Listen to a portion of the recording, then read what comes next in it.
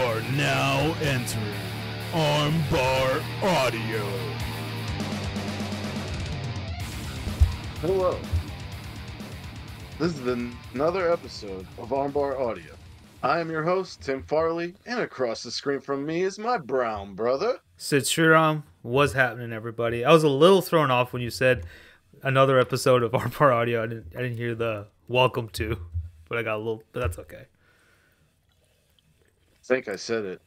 You said this is another episode of Armbar Audio, but it's cool. It's I didn't say welcome to. I'm off my game. We haven't done it in a couple of weeks. Yeah. Fucking. Yeah. Usually the only reason we don't do it every week is because one day I don't feel like it, the other week he doesn't feel like it. So we're just like, whatever.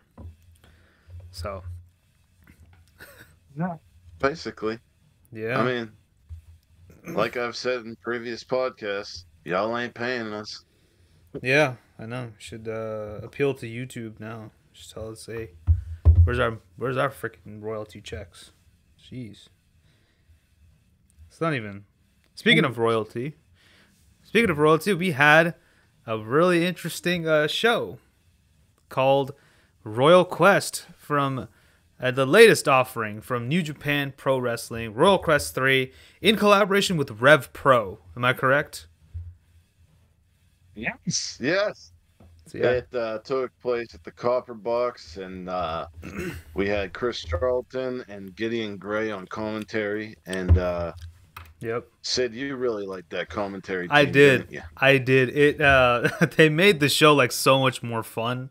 Don't get me wrong. Like there wasn't a single bad match on the show, but like just Gideon and Chris's interaction throughout each match just made it that much more entertaining, especially when the United Empire guys came in, because we all know Gideon is like the manager for United Empire, so it was just good to see him really like ham them up. It was funny, but here's the thing: we see so many of these like heel commentators do it, and sometimes I get annoyed. I wasn't annoyed by Gideon. Like, for example, I'm sorry to take this. Yeah. You know what's funny? I had similar thoughts when I was watching it as well. So the heel commentator to me, like when I remember it first starting, was Bobby Heenan. When Bobby Heenan transitioned from manager to commentator, he was a heel. Yeah. He was a funny heel. And then, they perpetrated it with Jerry the King Lawler and so on and so forth, blah, blah, blah, blah, blah. But no one aside from Bobby has really made me like laugh and be entertained. It's more like they ran the heel commentator shtick into the ground and it's just like there. But with Gideon, I was feeling entertained again. I was feeling like he wasn't so harsh to the point where it was annoying, but he was harsh enough to where what he was saying was hilarious. Exactly, yeah. You were talking about heel commentators that ran that shtick to the ground. Like, for example, 2012 Michael Cole. 2011, 2012 Michael Cole. My God. That was shit with The Miz and Daniel Bryan was awful. Yeah. God awful. Yeah, and then the whole like anonymous general manager thing, which turned out to be the freaking leprechaun. So as I saw another video who said he's like, yeah, the general manager turned out to be the freaking leprechaun Hornswoggle. So yeah, and that was stupid. I also at this part of that whole shtick was whenever Edge speared the fuck out of the anonymous GM podium / laptop. That was he speared it and then he broke the shit. It's one of those it was so stupid it was funny kind of instances. But I also would say someone like Corey Graves, like he's annoying to me. Like cuz all he does is the only one. Okay, good. I'm glad. No, cuz like literally especially when the Miz comes on, he like does not stop freaking jerking off the Miz, verbally. Yeah. Not actually, but verbally jerking the Miz off, Who I knows mean, what these people do behind closed doors? yeah, I mean, Uh, ugh. so speaking of fun, not only were the commentators fun, but we saw this at WWE's show. In what show did they have there in the recent past? In the UK, Uh, yeah, was it it wasn't Backlash, but it was the one after, I think. Fast Um, Lane? No, no, no, but either way, hold on. it was really, it was really cool to see the UK crowd in a smaller environment again. Um, just their enthusiasm and their vocalness is something I've missed because before the pandemic, we had Rev Pro, Progress, Fight Club Pro, and a bunch of other smaller promotions, and the Oh, crowds really made that show, those Money in shows. Money in the Bank.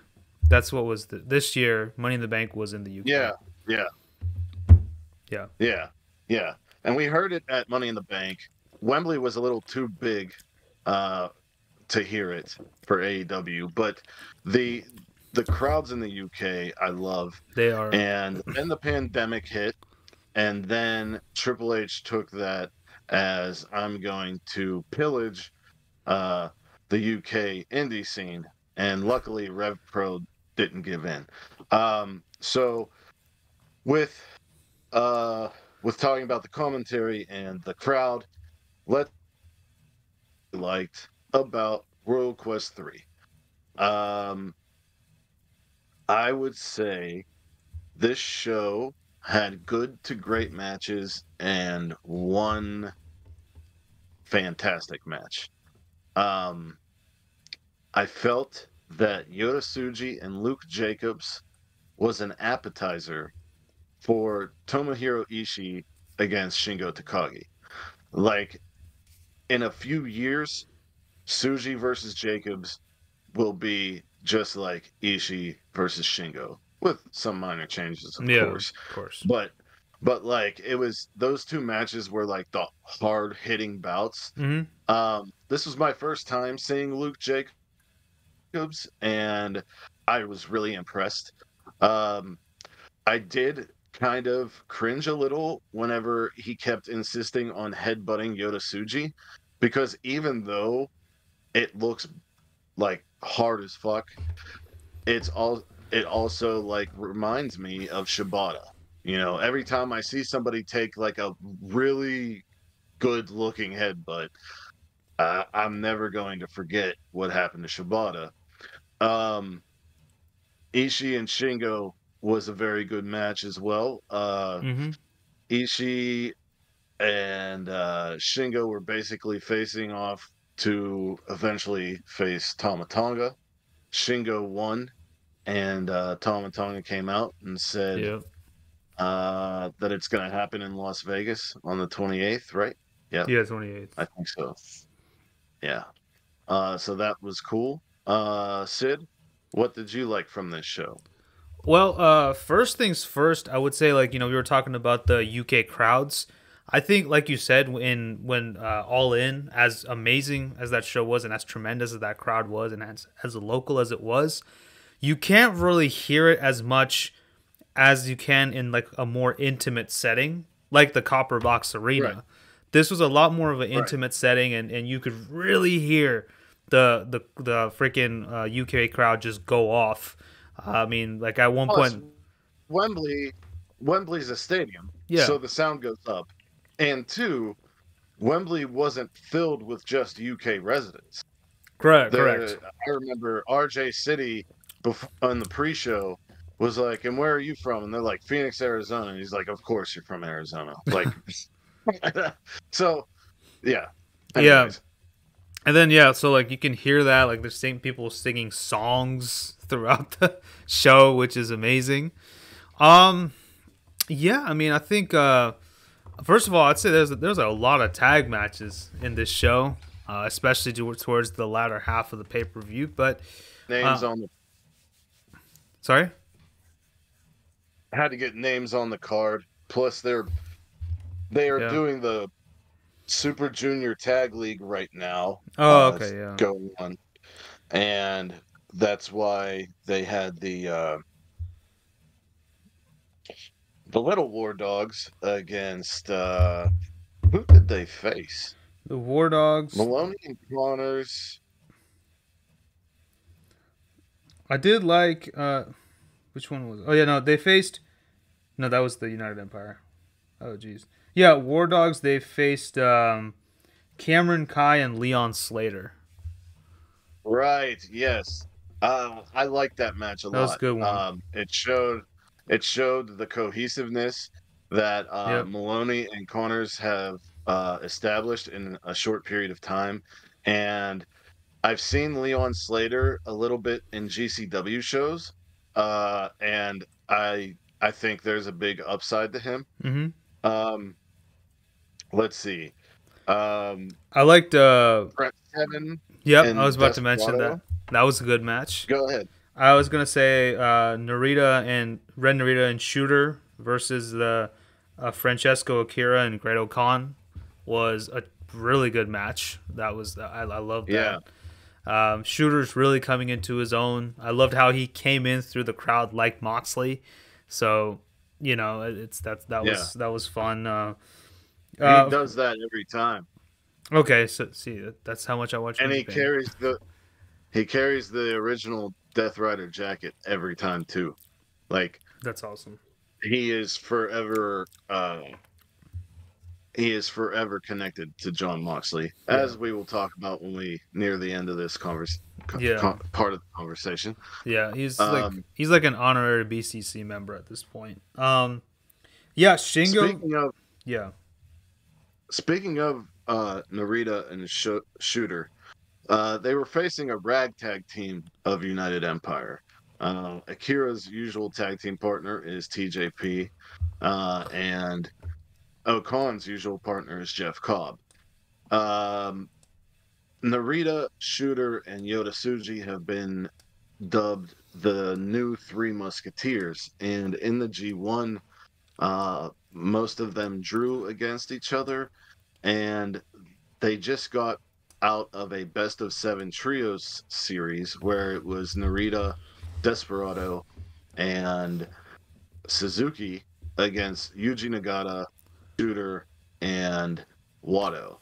And it built respect into, and they are, but it seems like they're more like respectable rivals. Yeah. Whereas Yota Tsuji is the loudmouth, cocky guy. It's interesting to me. What were you gonna say? I'm sorry. No, I was just saying. Yeah, I did. I was just accentuating what you were saying. Well, other matches I did like. I did like the 6-man with United Empire versus Eddie Kingston, Tanahashi, and Michael Oku. My first time won a lot. Yeah, looked up first time seeing Michael Oku, and that dude is tremendous. He's Oh yeah. I don't want to make the comparison, but he feels like a British Leon Ruffin in a way. I don't know, maybe it's just because they both are high flyers, but I think he's better. You think so? Yeah. Michael Oku. But he's awesome. I like him. I've seen him in Rev Pro before. I watched his match against Osprey. I watched whenever he was younger, and he was kind of aligned with a guy that we don't talk about anymore. No. He's recently made his way stateside a few times, wrestling for PWG and I think WrestleCons. It's a matter of time before Nice. Michael Oku breaks out. In that match, I really enjoyed how they built up the Kingston and Hanare feud throughout this show. And this is one of the things I love about New Japan. Okay.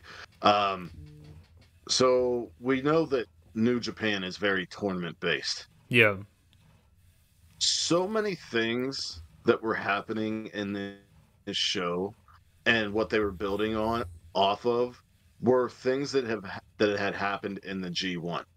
Like Shingo and Ishii going for Tama Tonga, all of that had to do with what happened in the G1. The Eddie and Hinare has to do with what happened in the G1. Speaking of, that will also take place in Las Vegas next weekend. But I would like to say before we get off of that match, did you hear the crowd for Eddie Kingston? Yeah, dude. They fucking They love him. loved him. They love him. They cheered for him over Tanahashi. And Tanahashi was like clapping for him, like, yes, good. I did love Tanahashi doing the air guitar and then giving the air guitar to Michael Oku. And then Jeff Cobb. Yeah. And then Jeff Cobb played it, gave it back, and then he gave the guitar to Michael Oku, who gave it to Amara to hold, which was funny. So, a lot of cool stuff in this match. Oh, you're talking about that. I was thinking about whenever Jeff Cobb had, I think he had Tanahashi. Oh yeah, he was he had somebody else and he was doing it. No, he had Tanahashi and he was doing doing the guitar on his ribs to make it more painful for him. So we saw the in-ring re-debut of Taiji Ishimori, who came back at Destruction and let Hiromu know that he was coming for the junior title. He faced against Robbie X, who I had never seen before. I thought it was a very good match. Yeah. That was actually the first Trent match. Seven and Desperado was very entertaining to me. Of course, Suji and Luke Jacobs was good. Absolutely. Yeah. War Dogs versus Cameron Kai and Leon Slater was good. Oh, okay, I gotta say one thing though, and maybe this is just because I don't watch New Japan as frequently, but I feel like because the War Dogs, like they're kind of going back to OG Bullet Club with like more of the Gaijin members doing the So this is the only thing that I like about Finley's era of Bullet Club. Okay. So that's what I was wondering. Why are people shitting on War Dogs so much, though? Some people do. We know a very vocal person on Twitter who does. So it makes it seem like everyone hates them, but not everyone hates them. Okay. Actually, the group that they have assembled is great. Gabe Kidd's great. Alex Coughlin's great. Clark Connors great. People are iffy on David Finley because ever since he took out Jay White, he's been acting and talking a lot like Jay White. So some people think that, I'd rather have original Finley. I would rather have Finley being himself. Yeah. But yes, the good part of War Dogs is, and I guess the name came because House of Evil still exists within Bullet Club, but War Dogs are Bullet Club, like Maine. But yeah, they're definitely taking it back to of being very, very heelish, like all the time, being chaotic and being foreign. Yeah. The only non-foreign members in Bullet Club Maine right now are Kenta and Taiji Ishimori. Okay, so Gato's gone. No, Gato's still running the show, but yeah. Okay. Oh, what the hell? That was weird. There was a little thumbs up on my. Yeah. I don't know what the fuck that was. That? Yeah. Okay. Anyway. Me either. But whatever. So. Okay, and then of course LIJ, Bushi and Naito versus the Just Five Guys, Doki and Sonata. I think I did like the match, but I loved Gideon shitting on Naito's hair and his straw hair. Yeah, that Yeah, I that loved was it. the fun part. Yeah, that And was whenever he was taking off his pants, all slow, and he was like, "Just take off your pants like a, I don't know, some British word that's an insult." yeah, You know what I mean? He was yeah, saying some stuff I had never heard before.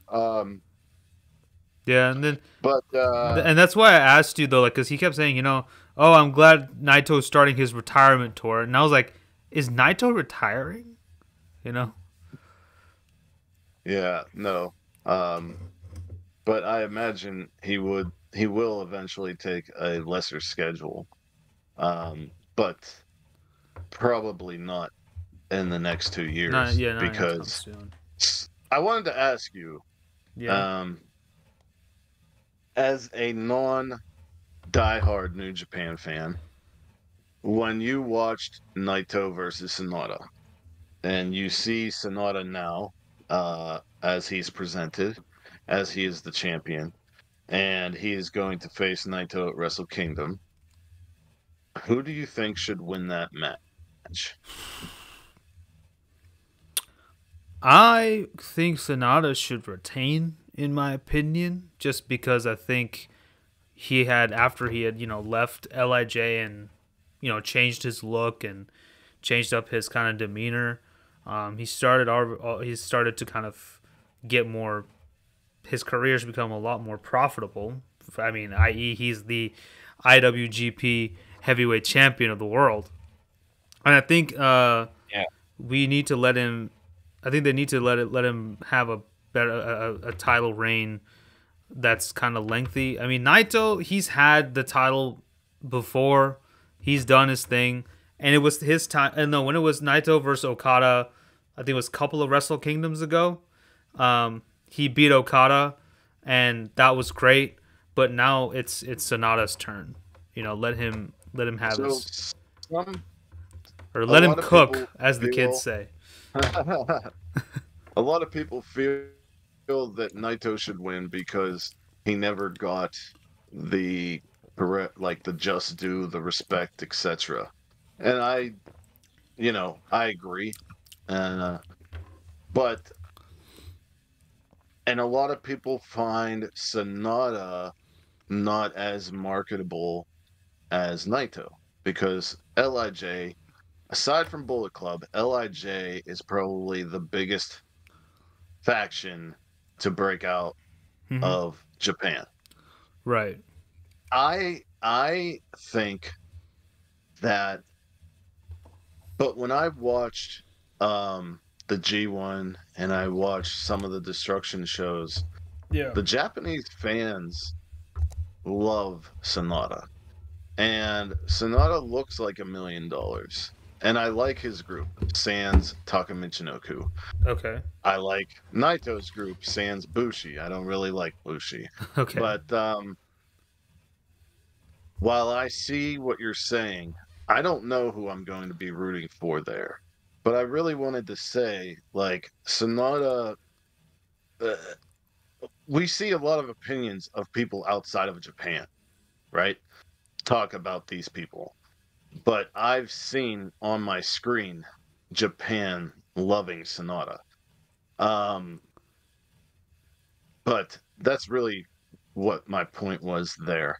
Um, yeah, so the main event, I said that this show had great to good matches and one fantastic match. Mm-hmm. And Zack Sabre Jr. versus Will Ospreay delivered, over delivered. I mean, Mm-hmm. holy shit. They started off slow. They started technical. They beat the shit out of each other. They pulled all the moves out of their playbooks.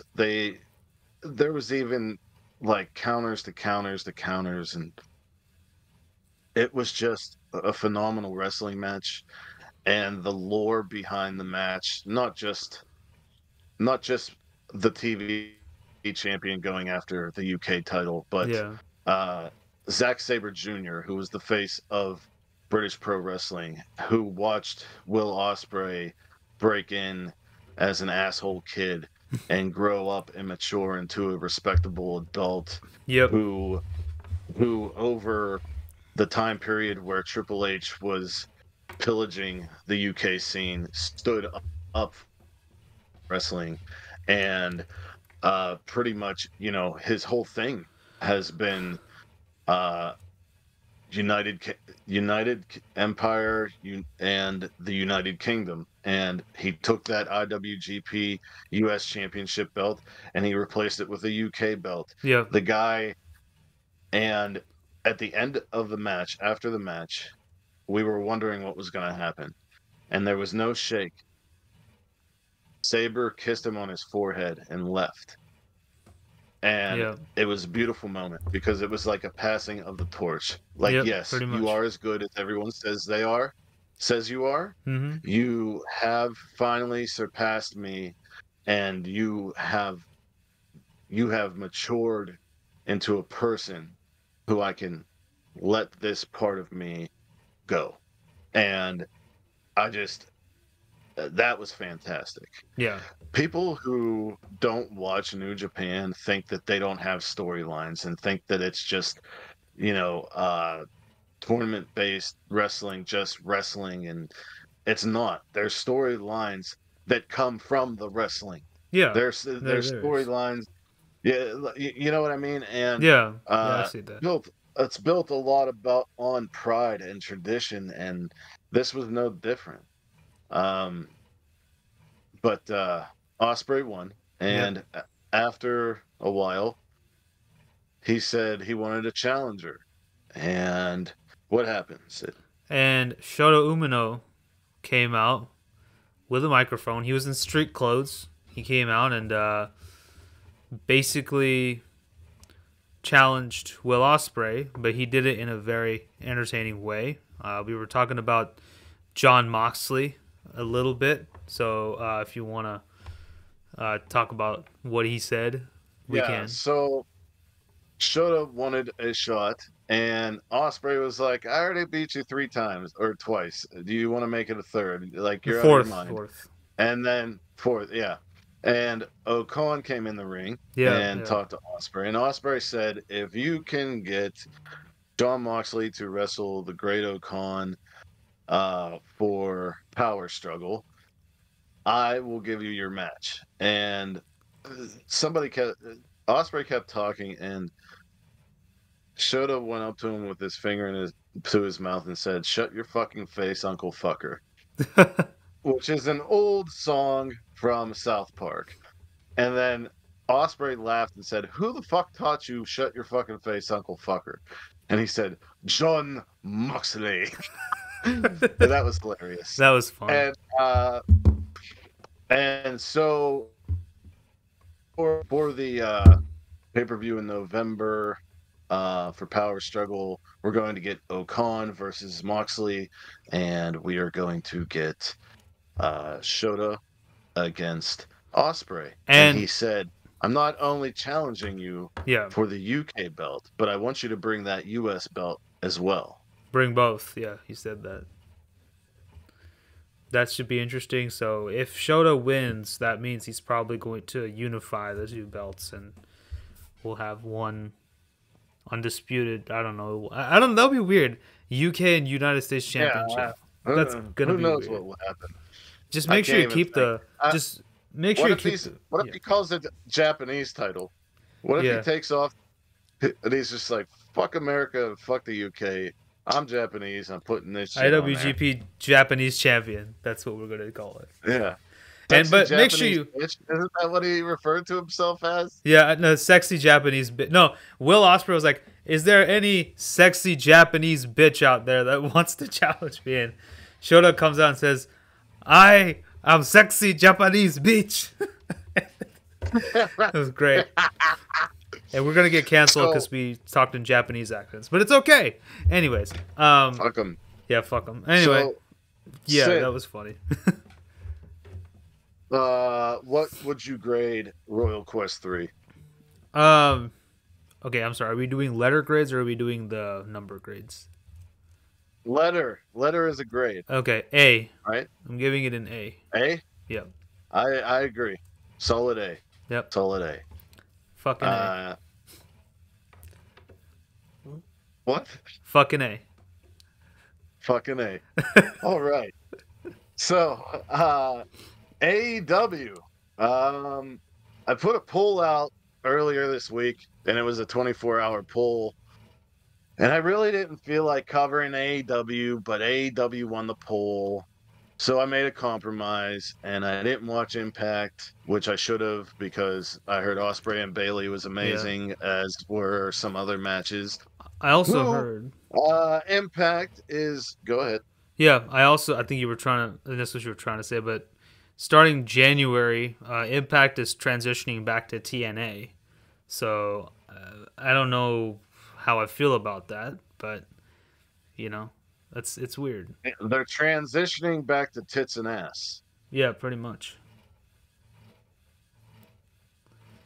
Yeah, Correct. yeah. I'm not going to say anymore because somebody will be offended, even though I don't mean anything. Yeah. So anyways, and I didn't talk about GCW, even though In the Hills 2 or 3 was fantastic. I decided I would talk about New Japan and AEW. And AEW. Or that we would. Yeah. So AEW, some interesting things happened this week. Some very good matches happened this week. Sid, I'm going to ask you a question right off the jump. Okay. How do you feel about the Don Callis family? I love to hate the Don Callis family. That's the best way I can put it. Because Don Callis. Second question. Okay. Hold on. Before you fully answer that. Sure. Second question. Do you hate the Don Callis family, or do you only hate Don Callis? I think I hate Don Callis's I guess Don Callis, but more so Don Callis poisoning the minds in kayfabe, poisoning the minds of other younger talent because he's trying to get because they're his meal ticket, Right. There has been some questioning on social media as to has Don Callis become more important than the guys that surround him? Is the angle turning from I'm going to elevate these people to it is about me? I feel like How do you feel about that? I feel like it's a little bit of both. I think that because you see Don Callis, he is a very influential person in the pro wrestling business. Whether even when he was Jackal or Cyrus, and then he was doing stuff for New Japan and now for AEW. And Impact, sorry. And but so yeah, Don Callis is a prominent figure, so he can elevate all these people. Now, you can argue that, but he elevated Kenny Omega, but here's the thing. Kenny Omega at that point was already a big name. Callis was at that point also just kind of attaching himself to Kenny, for Kenny to be his meal ticket. I keep using that word because that's what it's going on. Now that he's gotten rid of Kenny, he's got to find other people to basically do Kenny's job.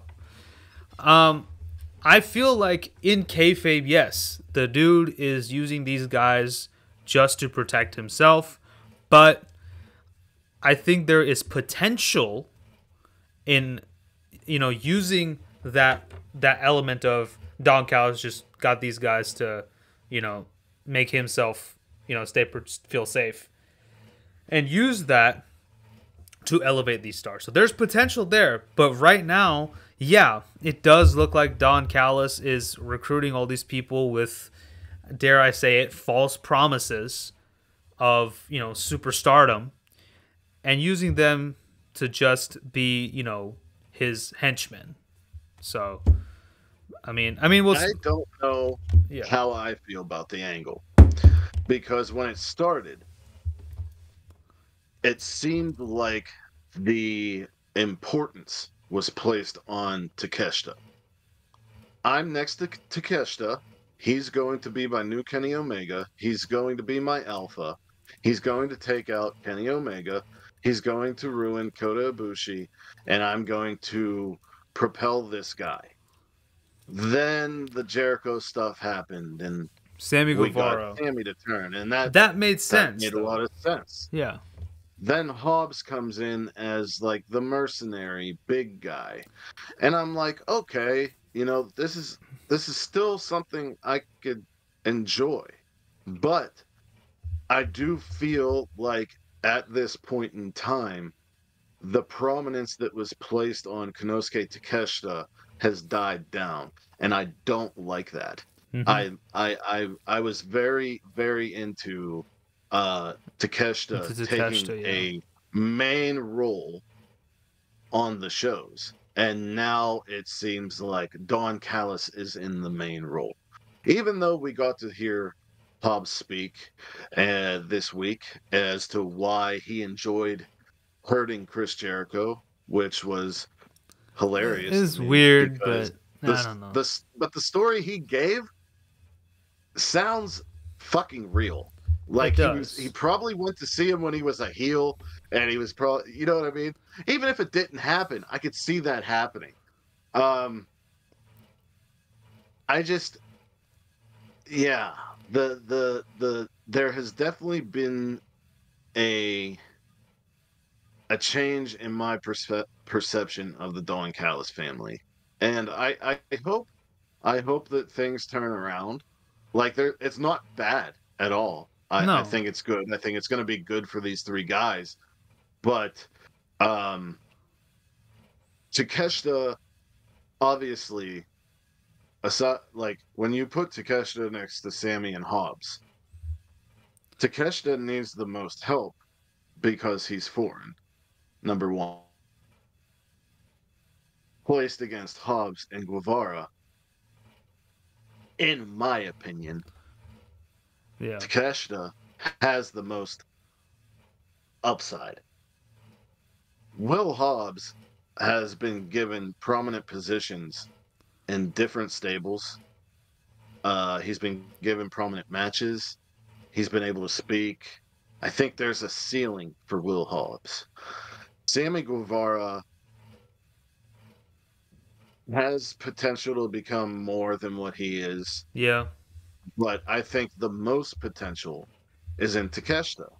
And I think Takeshita needs someone like Callis to realize that potential. And we were starting to see it. Like at Wembley and at Full Gear. Wrestle Dream. Oh, yeah. Wrestle Dream, yeah. We were starting Not Full to Gear, see it. All Out, yeah. And All Out. Well, I don't think they wrestled it all out. Did Kenny versus Takeshita, wasn't it like a singles match? Was it All Out or was it Wrestle Dream? Wrestle Dream was the 6-man with Takeshita, Guevara, and I think Ospreay versus Kenny, Jericho, and you're right. Ibushi. You're right. Yeah, you're right. So yeah. Another hot storyline out of AEW this week has been a lot. It's all intertwined somehow. Sting announced his retirement will be at Revolution 2024. Mm-hmm.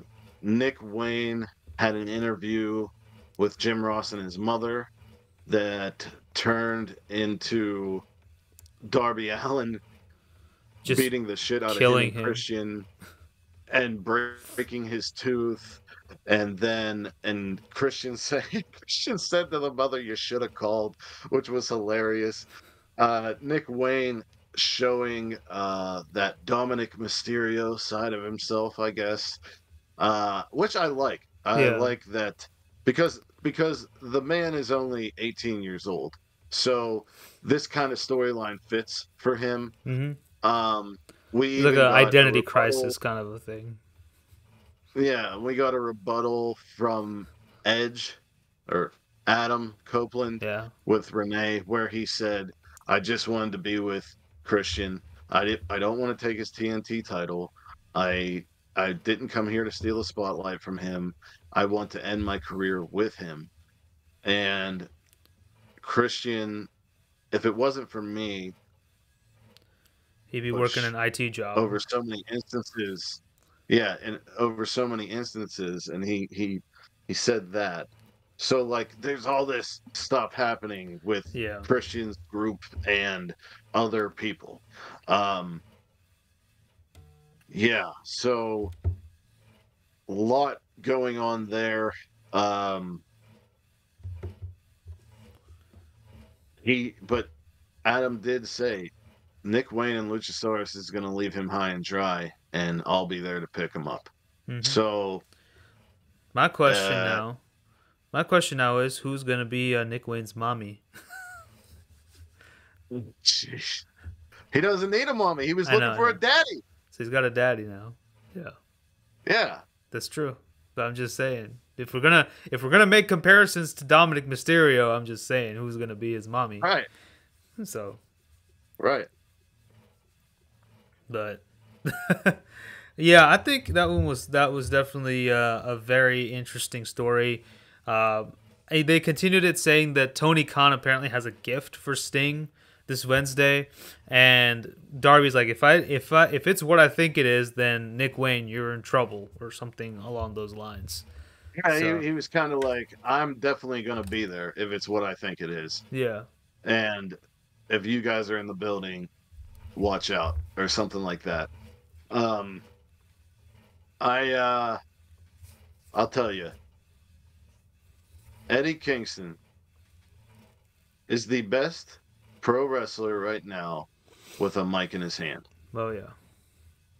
His backstage conversation with Stokely and Jeff Jarrett's crew, he didn't even need to say much. He didn't say much, but he said enough, and he emoted enough.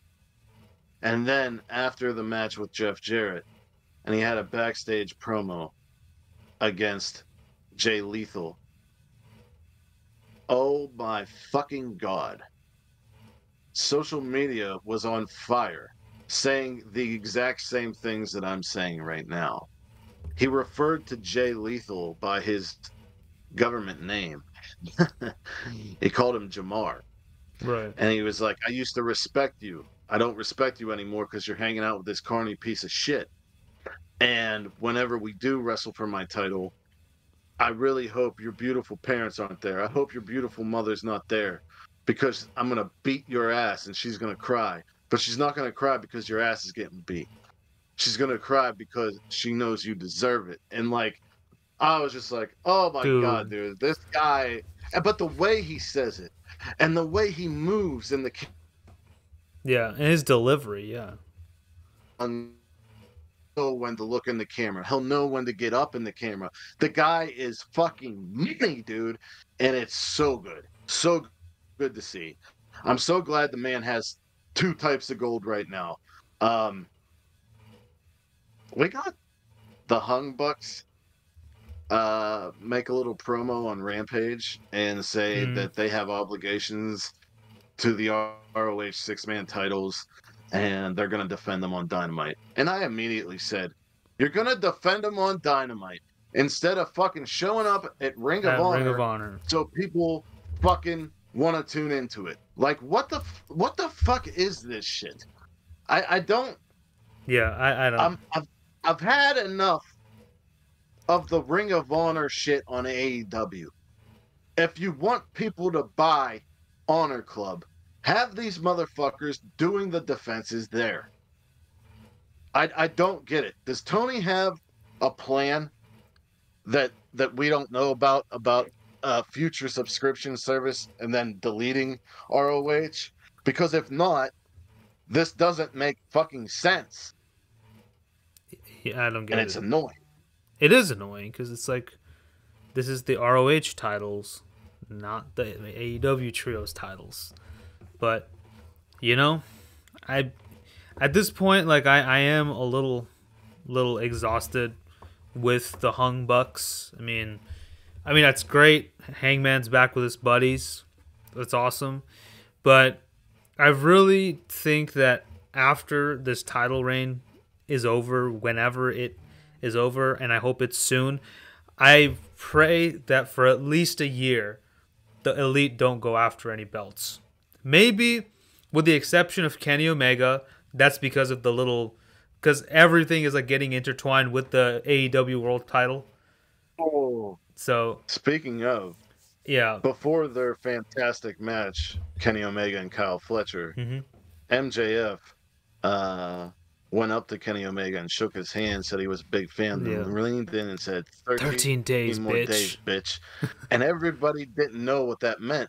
And what that was him surpassing Kenny Omega's AEW title reign.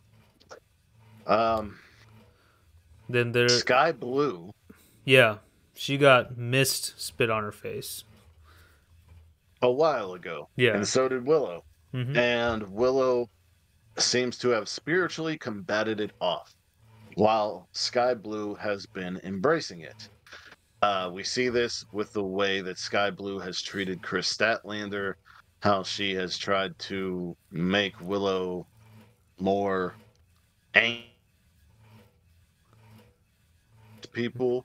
Her match with Ruby on Rampage was very physical, and people pointed out that she's wearing Scooby-Doo gear. And that's funny, ha ha ha. Well, Scooby-Doo's main thing was there's not monsters, it's just people in a mask. So I think that's kind of what's being said here. Yeah. Also, big comeback on Collision. The House of Black returned, but most importantly, Malachi Black did.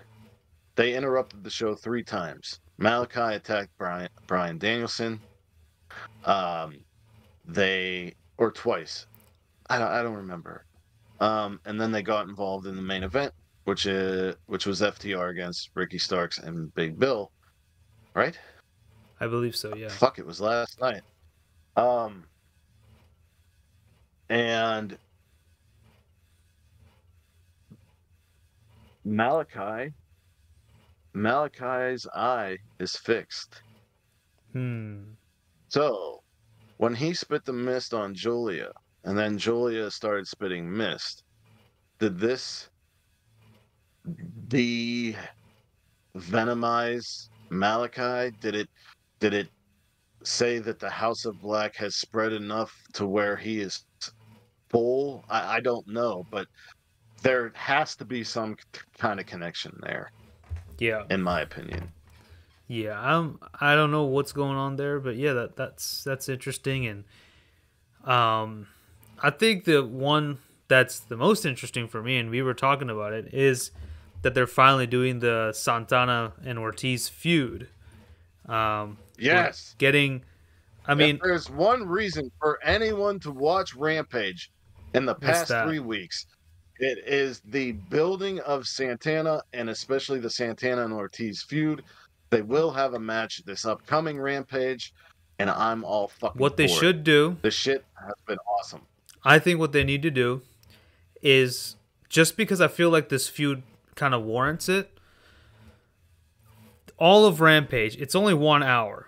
Just let this be the only match on Rampage. Let them fight for a whole fucking hour. Let them do any, like, I would even change it to a Falls Count Anywhere match. Let them go backstage and brawl. Let them go to the parking lot, whatever. Because this match, first of all, since these two are like, grew up in the streets and shit, I mean, really lean into that, I feel. So I think, yeah, off of what you're saying, we had a conversation earlier this week, and you said they're having a blow-off match, but it shouldn't. Right. Maybe it isn't. Maybe it's just one of many. And if that's the case, instead of making Rampage just this match, you could have it start in the back, never make it to the ring. And the whole time while other shit's going on, you can cut to where they are and see what they're doing, and then end the show in the ring with them. I think that would be worse. Would be pretty fucking would be better. Dope. I mean, not worse. Better. That would be better. How do you really feel, Sid? Tim, you're an asshole.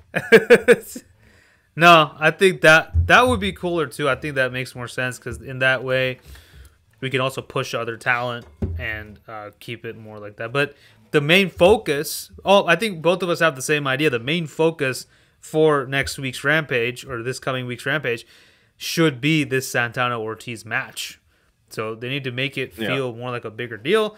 And frankly, I want to move this to Dynamite too. Like, well, actually, no. Keep it on Rampage because Dynamite already has a lot of shit going on, as does Collision. So yeah, get people invested in Rampage. And this is one way you can do that. That is true. Yeah. Yeah. Another thing I noticed this week, even though we're still getting only one women's match per show, the women have been putting on great matches. Yeah. Statlander versus Willow was fantastic from Battle of the Belts. Sky and Ruby really showed out. Hikaru Shida and Emi Sakura was fantastic. That was good. The character work with Toni Storm. I was just about to mention that. Yes. And I actually watched the fight version where it's not picture in picture. Mm-hmm. And same the silent film that she did when he said, "And I have a pearl necklace for you," and she goes, "How dare you?" That was hilarious. He goes, "I meant the jewelry." Another thing I liked was the dissension between Daniel Garcia and Daddy Magic and how Anna Jay becomes the tough mother of every group she's in. She was that way with Dark Order, and she is that way with this group. Another thing that I really liked was the interaction between Ruby Soho and Angelo Parker. And I wasn't the only one. Social media started saying things. And then it was revealed that they have been together behind the scenes. Oh. So I was like, oh shit, I want to see more of this interaction because they had chemistry together. I want to Bryan Danielson one-on-one, but it's looking like they're gonna do a Blood and Guts. I know Blood and Guts already happened this year, but I have a feeling they're gonna do it at Winter is Coming because you got Ricky, maybe Big Bill, and the three guys from House of Black. And you got FTR, Bryan Danielson, and they targeted some. Yeah, but Claudio and Wheeler maybe. Yeah. Well, Moxley got involved. Yeah, Moxley came back, so that was cool. But it's shaping up to be something big. But I do want to see Malachi and Bryan Danielson at least. Yeah, before that should be. Danielson retires. Yeah, please. Yeah. And then him and Adam Copeland will also be a good match, I think. At some point. Yeah. Well, that's another thing. You got Edge or Adam Copeland and Ricky, and like there's so many things going on. There's so many like these little feuds happening on Collision that are all kind of intertwined, and it's very fucking like it's almost like almost too much. Yeah, puzzling, confusing, but yeah. So what's going on for next week? Next week we have Fighting Spirit Unleashed from New Japan that will be happening in Las Vegas, and AEW has announced a bunch of stuff like Santana versus Ortiz. Who is challenging the Hung Bucks for the title? Let's see. I do not know. Of course, the Tony Khan's gift to Sting. They made it a big deal, so I'm talking about it here. I love how every time. Yeah. Do you remember when like Tony Khan literally every week it would be like Tony Khan has a special announcement, like every single week, and then it would be like I legit one time Tony Khan's special announcement was that he had a special announcement the next week. At one point, I was like, Didn't dude, a meme that said, "Next week, Tony Khan recites the Gettysburg Address," or whatever. I think so. I think I Uh, saw that. Dynamite, we have Renee sitting down and interviewing Chris Jericho. We have Tony Khan's gift for Sting on Dynamite. Let's see. Social media, do what I want you to. Or just And Google Rob it. Van Dam against John Silver and Alex Reynolds. Oh, Hook and handicap RVD match. versus John Silver and Oh, Alex Hook and Reynolds. RVD. Okay. For the Dynamite Diamond Ring, MJF versus Juice Robinson. How did I forget to say Yeah. Juice Okay. Robinson won the Battle Royal? Okay. I gotta say one more thing. I love the feud between Jay White and I guess also the Bang Bang Gang and MJF. I'm just not a fan, and this is any time really. I don't know how you feel, Tim, but personally, I actually hate it when like the heel or the challenger steals the freaking champion's title and parades around with it. I just don't like it. You know? I don't know why, but I'm just like, "Ah, come on, just stop doing that. Just stop. You know? I didn't like. I think it's made it interesting. I don't know. I mean, maybe, but I just don't like that. Maybe it's my but I'm OCD. such a Jay White fan, and I also like it was a good way Jay to White's, get yeah, I Jay know, White but more heat and more time on the microphone against MJF, and it yeah, also made MJF more endearing to the crowd. yeah, and I We hate. got I don't know, man. Like I love it. Like I love the story, but just that whole trope of the challenger stealing the champion's title and parading around with it like it's theirs. I just never cared much for well, it. I understand. I hated it when I they. hated whenever Evil did it to Sonata. Yeah. And actually, I I don't hate. even know a point in time where I did like it. I didn't even like it when the late Brody Lee rest his soul, but I hated it when Brody Lee did it to John Moxley during, especially because it was also during the pandemic era of wrestling. So, because like that, yeah, he did that. They had a feud together, and John Moxley got his title stolen by Brody Lee until he won the match, and it's like, oh, he won. He became the new champion, or no, he became like the still champion, but he's also the new champion. I don't know what's going on here, but you know, I don't. It just that trope has always kind of irritated me. So that's just me. But I get what you're saying. But for me, I'm just like, there's other ways to do it. I feel, but you know, Right. So, also announced for Dynamite, the women's championship is on the line when Ruby Soho faces Hikaru. Hikaru Shida. Yep, that's gonna be good. Oh, the Hung Bucks are facing the Hardys and Brothers A. Oh, That's right, why I right. forgot who they were facing, because it's three people who don't fucking matter. Sad Very, because they used to. very sad. Right, right. It's just. We got Danielson and holy shit. I did hear about this. I didn't know it was true. I thought it was a custom. Um,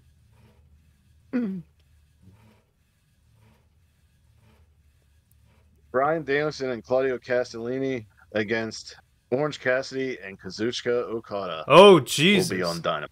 On Dynamite? Yes. What the hell? Yes. Holy shit! What the hell, Okay. indeed. Damn. All right. Yes. Tony Khan bringing out the big guns. Holy shit. Right. So Yeah. let's look at that Fighting Spirit Unleashed card before we go. Okay, I can- Spirit Unleashed. 2020. Here we go. La la la. So far we have two dark matches. Matt Vandegrift versus Buck Skinner. I guess they're local to Vegas. probably work in FSW.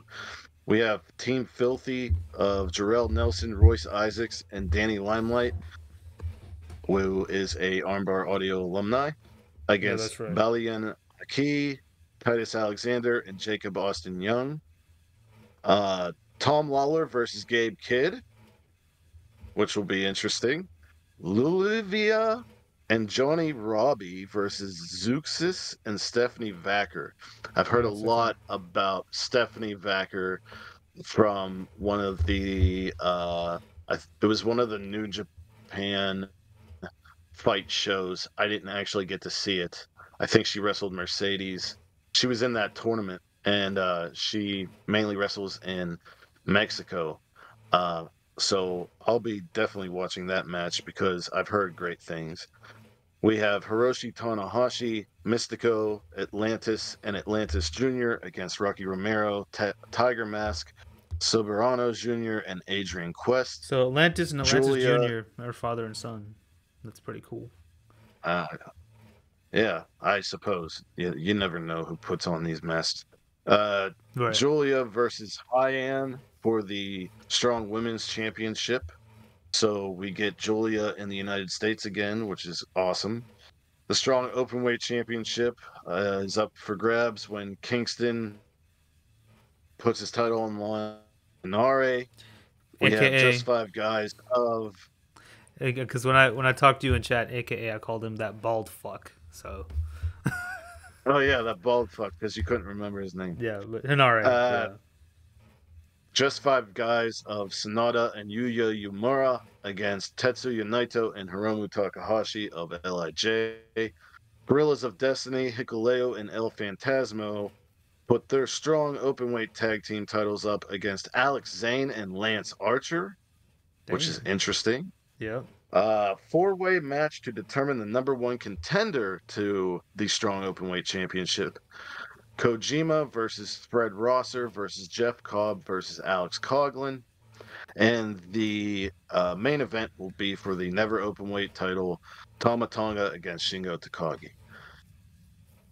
That's a lot to it's a loaded card, man. you know, when you look it reminds me of when you look at an AEW pay-per-view and you're like, is this gonna deliver? And then every time it does, there's a lot here that's kind of up in the air for me. You know, there's a few names on here I've never even heard of. There's names I've heard of but never seen. So this is exciting. I think the pairing of Alex Zane and Lance Archer will be something. Yeah, that should be interesting. Two very, very different wrestlers. But then again, so are El Phantasmo and Hikuleo, so makes sense. True. All right, then. So we're excited for next week. Yep. Expect us to be back. Yeah. So with that, wherever you are in the world, whether it's morning, noon, or night, you have a great one, and peace and love to all of you. Bang! Bang. Follow the buzzards. Run.